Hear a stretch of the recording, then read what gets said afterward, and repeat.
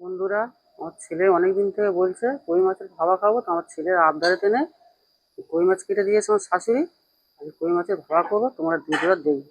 আমি মাছেতে নেই হলুদটা মাখিয়ে নেবো, এই লবণটা দিয়ে দেবো। এই প্রথম আমি করছি তো কেমন হবে জানি না, ছেলের আবদারে করছি। তোমরা বাড়িতে করে খাবে কেমন লাগে। এবার আমি তেলটা কড়াইতে দিয়ে দেবো। এবার কড়াইতে আমি মাছটা দিয়ে দিচ্ছি।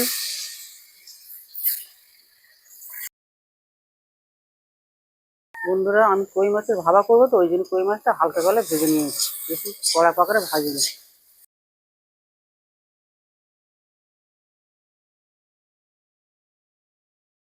মাছ ভাজা হয়ে গেছে বন্ধুরা, এবার ফোড়নে দেওয়ার জন্য আমি তেল দেবো কড়াতে।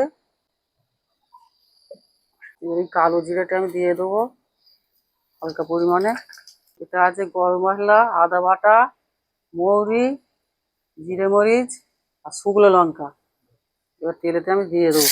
এবার আমি হলুদ গুঁড়োটা পরিমাণ মতন দিয়ে দেবো।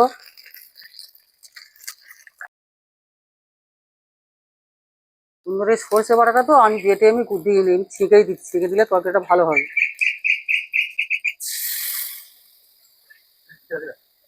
এই প্রথম করছি তো, আমি কোনো সময় করিনি কই মাছের ভাপা। তোমরা বাড়িতে করে খাবে কেমন লাগে কমেন্ট করে জানাবে।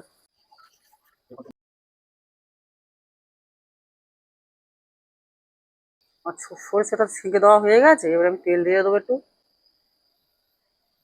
এটাতে না কিন্তু আমি জল দিইনি, শুধু কালো সরষে সাদা সরষে, ওই সরষের জলেতে নেই আমি মাছের ভাপাটা করবো।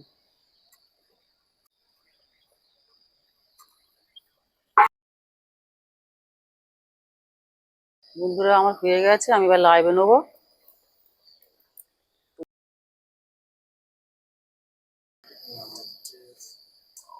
বাবুরে রান্না হয়ে গেছে, কই ভাপা হয়ে গেছে, কিরকম হয়ে গেছে খেয়ে বলবে।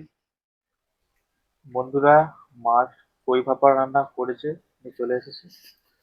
আর খেয়ে টেস্ট করতে দেখি কেমন হয়েছে। মা তো কোনোদিন করেনি, আজ আমি বলেছিলাম বলে, অনেকদিন থেকে বলছি বলে তাই মা প্রথম করলো। দেখো কেরকম হয়েছে খেয়ে।